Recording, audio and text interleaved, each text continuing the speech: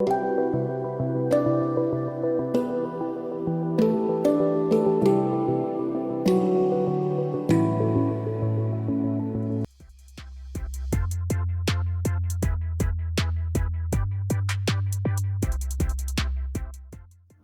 what have I got today?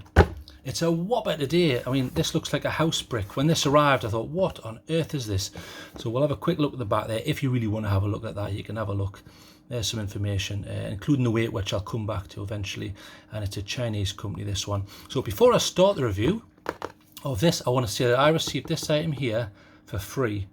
Now, as you know, when I get free items, I still give them an honest review. If it's a load of rubbish, I'm going to say this is a load of rubbish, because there's no point in having a review channel unless you're telling the truth. Although last time I stated that at the start of a video, someone complained and said, stop saying that you're going to be honest. Well, I want to say I'm going to be honest because I am honest. So stop complaining about me being honest. Anyway, moving on. Right. So it's the Odepro hex62. Now, I'd never heard of Odepro. I thought, are they German or what? And there's a guy hiking there with a massive backpack on. And then God knows what that says. Something about outdoor sports. So I looked into it and I said, yes, I'll have a look, because I do a lot of hiking, and that's what I've been doing with this. I have genuinely tested this hiking on multiple occasions at night in different sort of locations in England, in Scotland and what have you. So it's the Odepro hex62. There's other different models. Now this is using the Cree XM, I think it's the -L2 LED, but we'll get into it. So there's the actual item itself. So it looks pretty decent, and I like this hex design. Now the whole point of these hex designs is it's so when you put this on a table, it doesn't roll away. Basically, if you put that on a picnic table and you're trying to light a fire or something, it doesn't roll off and go into a raccoon's jobby or something like that. So we'll see what else is in the box though. So we'll get in here first. Like I say, it's using the a proper Cree LED, this one. We'll take this out. So you're probably going to get around 1,000 lumens, which is about commensurate for what you're going to get with this sort of battery type. So there's nothing else in that box. Boosh, drop kick that in the bin, not interested. Right, what have we got here? Warranty, not interested in that. Here's some instructions, but I never read these things, so there it is. If you really are interested, you can pause it and have a look. And what's on the other side? There's some more garbage on the other side. If you really want to read that, you can pause that and be exciting, and there's some statistics there. Not interested. Right, okay, so you do get this, which is a nice extra. It's nice to see.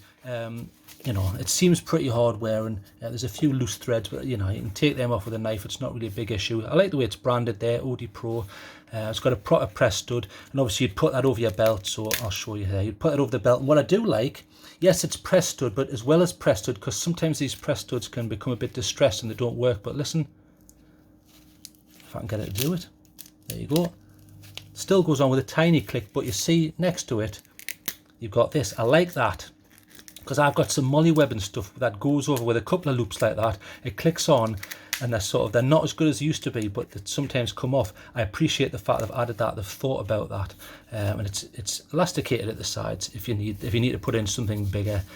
You know, you want to put in a sandwich or something later on, whatever you want to do with that. But that's a little bit of added extra, and it certainly does the job. And it's nice and thick, so I'm not going to have a go at that. Here's your charging lead, because this one is a micro USB rechargeable. You can do it on the bottom here, but we'll cover that in a moment. So it's using the 18650 cell, and I'll open this because there's people who don't know this. A lot of people watching this have never seen these sort of lights, and they use a AAA or a AA battery. Well, this is the larger, so this is a lithium ion. It's not like the normal batteries or the nickel metal hydrides. This is a lithium ion, so a relatively up-to-date battery chemistry. You're going to get a lot of power out of this. It's 18650, and you're getting around 3000 milliamp hours. That's the capacity. That's how much juice it's storing, not how much it's putting out in amps. I couldn't find an amp rating on this, but I'm guessing it's probably around 15 to 20, probably 15 looking at this, but I can't show you that. So we'll put that in. Now, in regards to the shell, it's very, very thick. Look, I mean, it's hard to see, but it's a very thick shell, which is a good thing. It's very, very robust, but unfortunately, it's very heavy because of that. So it's a trade-off, and you can be robust without being too heavy. The Luminite one I looked at was very, very good, and also a classic example of that is the Armitech stuff, which is very, very, very good. It's got like a 10-meter drop rate, and this is probably only about 1-ish, 10-meter, and it's still quite thin, so it's still aluminum, as most of them are, but we'll get the battery in there. So you get that for free, which is an added bonus. I like that. Now we'll have a quick look at the workmanship here. It's okay, nothing out of the ordinary. decent enough. You've got your O-ring there, which is nice to see. This is nice and deep, so you're going to increase waterproofing, although you're going to lose waterproofing by virtue of the fact you have this. Although they are claiming it's IPX8. Now IPX8 means you can put it into 2 meters of water, so 2 meters of water pushing down trying to get in, and they're claiming, these are Odepro's figures, not mine, that you can leave that for 2 hours underwater. I probably wouldn't, because I find these are not sealed. You see, this is decent, but is that really going to stop water? It may do, but I would suggest it's probably IPX7. But again, I'm just going off their figures. So we'll take that on. You can see how deep that is. Look, you've got to screw it in for ages. So let's have a quick look at the body, because I have generally used this. I've used this nearly 3 weeks now. So there's a few little dints. See the paint's coming off there, but you would expect that on a sharp corner. That's not really an issue I'm going to go into. And a little bit there. So this is anodization, which is the colour that they apply. They sort of dip it into a solution. So not bad. It's pretty good. Now this is far enough down where it's going to avoid smashes, unless a sharp. You drop it right on a sharp point there. But nice. I don't understand why they've put the lanyard on like this. You see how they've put that on there? You see the loop? If they put it on, if they looped it through there sideways, it means that's not in the way, because when you tail stand, that tiny little thing, watch, it's okay because this is soft, but if that's on a hard surface, sometimes that'll make it fall over like that. See, it's falling over. So a little tip, Odepro, if you just loop that through there, it means it comes out sideways and you don't get anything protruding over here, because this is a tail stander. You can't tail stand it if you put that on properly. I like tail standards because they give you options, especially if you're in a room, you can seal and bounce and things like that, so I appreciate that. So nice to see. So it does have things like memory mode and momentary mode, but we'll go over that. But I just want to say this is a tail clicker, so I like this sort of thing. On, off, but then your modes are done via this. I'm not sure why they've done it like that. I presume it then gives you the ability to use a momentary mode like this. So you can half press the button. You see I'm half pressing it, and then let go. So if you just want to quickly use it, you can, no problem. Whereas full on is a click and off, and then the modes are through here. So we'll quickly go through what those modes are, because you'll need to know the UI. So the UI for this one is click for on, click for off, and it has memory mode, so it remembers the last mode you were on. Now there's 3 main modes and a special mode. So when this is on, I'm trying to remember. Okay. So you would go. So you've got 1 click, so low, they're saying that's about 56 lumens, giving you about 30 hours. So that's pretty good. You can probably get away with that for hiking. I did try it. It's okay. It does the job. I used various techniques of holding it and putting it in my armpit and things when I was carrying things. And that's kind of enough. Not bad, but you're probably better off on medium to give you a bit more sort of spread there. But they're saying sort of 56 lumens, 30 hours on their battery. These are their figures. And then next mode is medium. They're saying 340 lumens. That's pretty good. I've always argued about 300 lumens is about where you want to be for getting most jobs done. And they're saying 4.5 hours on that. That's really good. Dead handy. That's enough for hiking and things like that. And then if you want high, you would click again. So that's your highest setting there. Now you feel it's starting to get hot. That's 1,000 lumens. So they're saying you're getting about an hour and a half. They're saying 1.6 hours, I think, is their claim. But I would say you're probably looking at about 1.5 hours, depending on how high you've charged the battery. You've also got a secondary mode. So if you hold this, it goes to SOS mode. So it flashes out the internationally recognized Morse code for SOS. You may or may not have use for that, but it's there if you want it. So we'll turn that off by just pressing the button again. And that basically is the UI. So moving on from the UI, I'll sort of show you the charging method. So the charging method is using USB, it's micro USB, this one. So they give you a cable here, which is nice to see. A lot of them, I noticed Nightcore at the moment are saying, we're not giving you a cable because we're protecting the environment. No, you're increasing your profits. Just be honest. Just say that. Just say we are helping the environment and increasing the profits. So there's your micro USB there. You probably recognize that if you've got an older type phone. Most of them now use type C, but that's there. And then that's the section which would go into your computer or your charging device. So for my charging device, we will use this. It's my trusty X-Star, so we'll get that plugged in there. And then for charging, you just remove this slightly, and then you need to notice the orientation though. That's another irritating thing about micro USB. You've got to have it orientated the right way. So then you plug that in and it should light up. If I can plug it in. I'm supposed to be a flashlights expert and I can't even plug it in. Right, so there you go. So you can see that that's charging. It's a strange light. It's kind of, let's zoom in a bit. You see it's like orange on the bottom, but then it's green on the top. I'm not sure whether it's trying to be both or what. I don't know what's going on there, but isn't that a bit strange? But anyway, that will also flash when the battery is low, so that's an added feature. But there you go, it's charging now, and as a bonus, when it's charging, you can't use it. So wouldn't you think that would be something they would look at? Because watch, there, as soon as you do that, it works. Now, a lot of lights, especially for hiking, they'll have a feature where you can, I'll just show you again. So there, turns off, you see? And there's there, just if you wanted to know, it's running at about it's 5 volts basically, but the ampage, so what's going in there is about 0.2 amps there, so 200 milliamps. So interesting, it's not charging too fast, but I think this battery is probably relatively full, so it's a trickle charger basically. But why would you have this where you can't use it whilst it's charging? Most lights now you can, and when you're hiking, that's a benefit. So for example, and I'll explain, let's say you've been hiking, this is running out, you sit down, you want to do a bit of cooking. I've often sat charging a light on and then have it on a low setting whilst I'm cooking. So then for the next day it's fully charged. I don't know why you wouldn't have that feature, so I'm going to knock marks off for that. Unfortunately, that's a bit of a pro. Also, in regards to pros and cons, let's close that off, is the reflector type. So I'm going to quickly go over this because I know it grinds people's gears, but it's a smooth reflector. So let's zoom in a bit there. So can you see? You've got the LED in the middle, and then you've got this smooth bowl around it. Now, the idea of that sort of thing is it's to project light far. For hiking, you don't really need to project light far. You need it up close and spread out. And you'll notice on the beam shots that I show later on in the video at the end, I've done a lot of comparisons. A lot of the lights that I prefer and would rank over this have an orange peel reflector. You're getting more of a spread, and I'll show you on the wall and things like that. I think peripheral vision is very, very, very useful when you're hiking. In fact, it's almost essential on not cliff faces, but when there's a drop and things like that. You need peripheral vision. So if you do sort of stumble and trip, it gives your mind something to calculate distance and balance and things like that.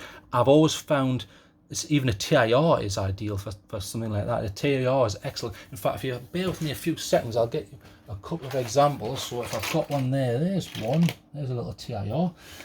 So this is a smooth reflector, and let's have a look. Here is I think this is the BLF A6 Special Edition. This one, very cheap light, but excellent. So you can see that one's using an orange peel reflector. So if you bear with me a few seconds, the doorbell's just gone. Right, I'm back. Someone was at the door there with a package, and it wasn't even for me, it was for the neighbours. But anyway, where was I? Right, so reflector types. Okay, so sorry about that. I don't like jump cuts and cutting and things. I like to do one long stream, but anyway. So there's your smooth reflector. Now that's for distance.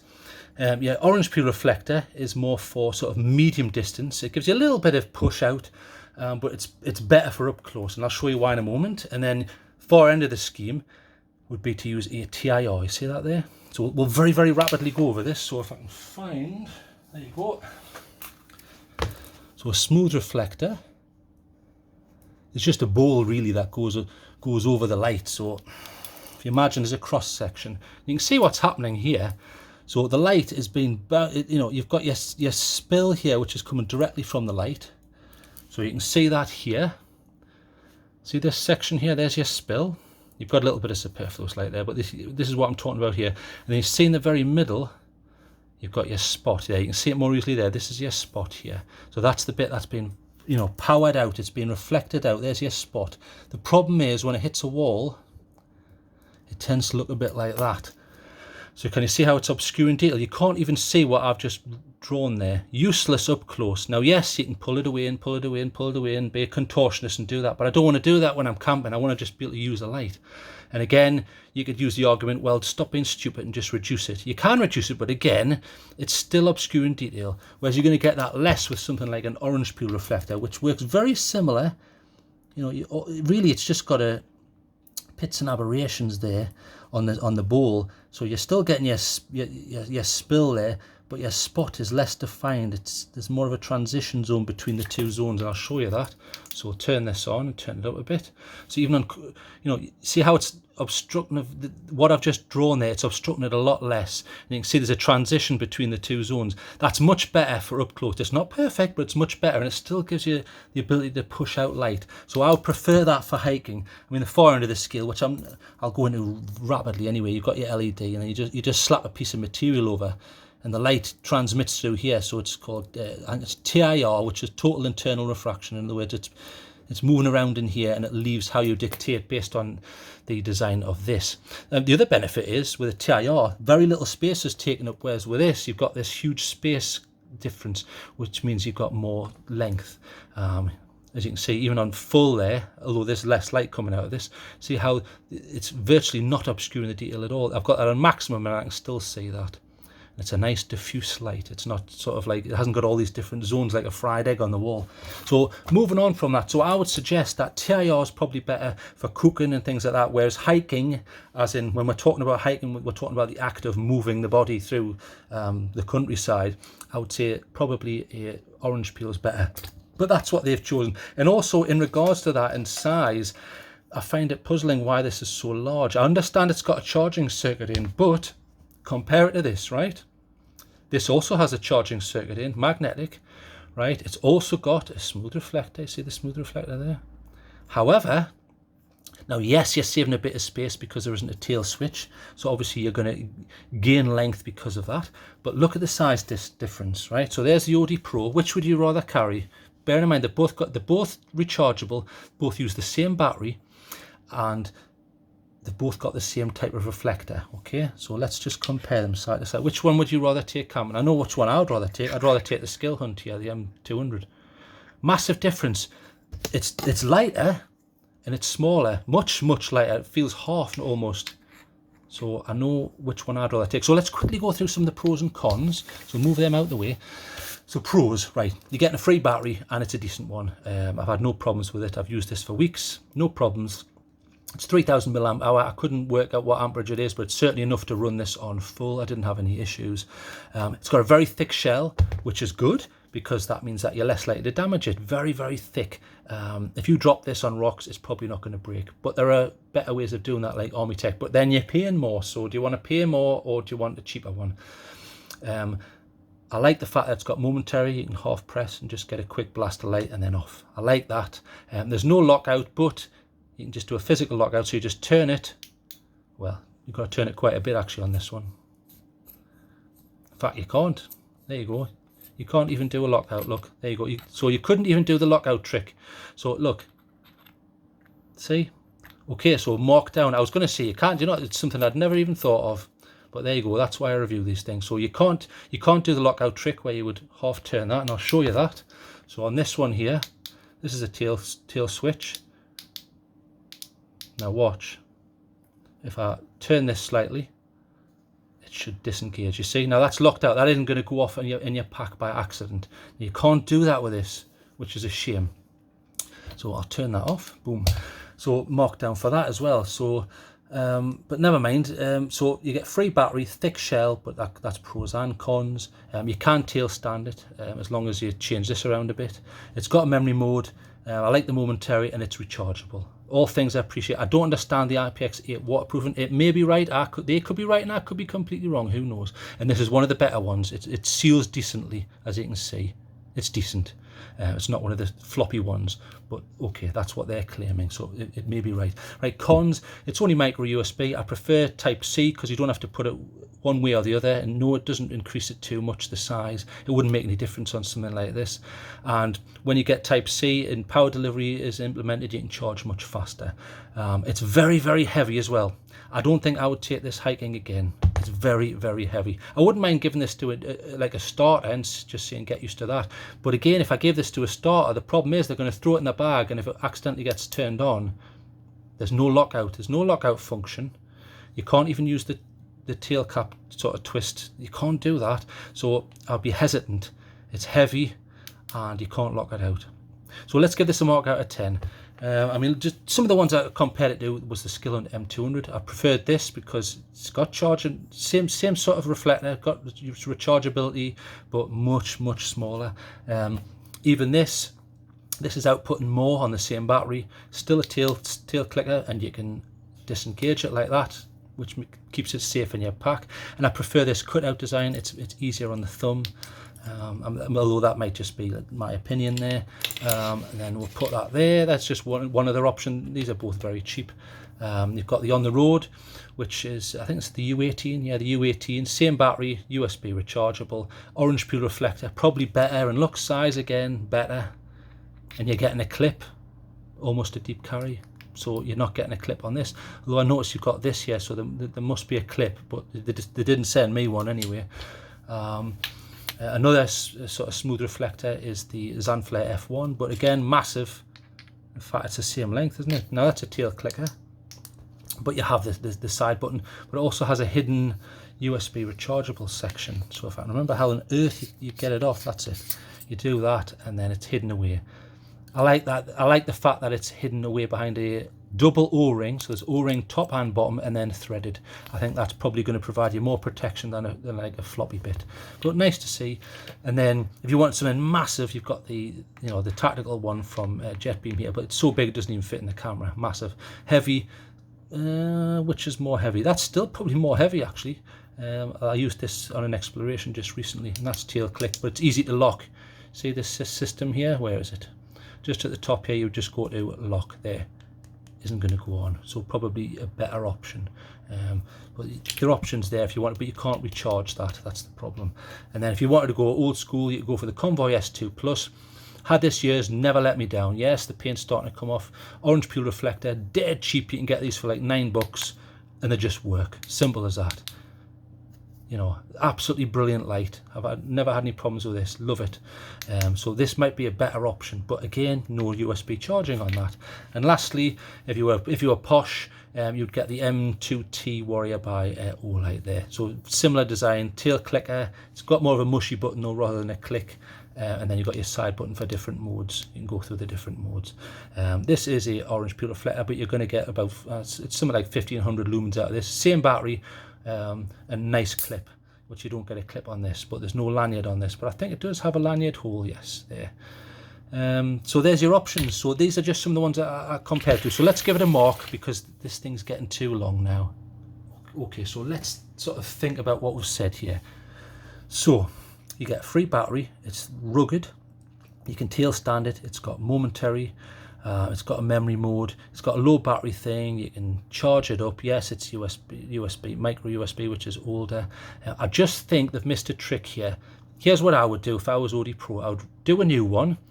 I would massively drop the weight, because they're killing themselves here.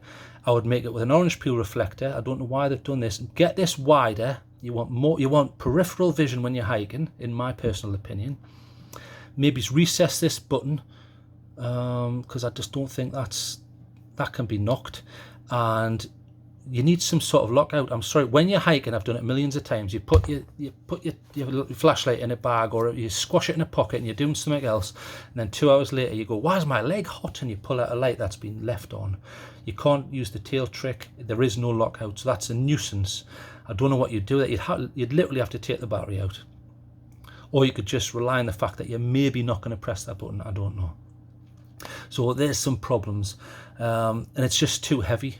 So it needs changes. I'm going to give this 6.5. Now, bear in mind, and I want to quantify this, if 5 out of 10 is mediocre and 10 is bliss and perfection, then 6.5 isn't that bad. But there are things I would change. If you're marketing this as a hiking light, and there's a little guy in there hiking with a pizza on his head or whatever the hell it is, then you need to think about it. I mean, the classic example is the Sofern SP4. I did have one knocking about. There it is. Dead cheap, so you think that'll be absolute rubbish. I loved this as a hiking headlamp. They've done everything right. It was well built, it works, charges up brilliantly, has a wide lens, it just, they've done an excellent job on this, even though it's cheap. So being cheap doesn't mean you have to do a rubbish job. So I just think that there are things that need to be changed. So 6.5 out of 10, room for improvement. So enough of me waffling on, and before someone else bangs at the door with packages for that aren't even for me, I'm going to get out of here and show you some outdoor shots. So goodbye.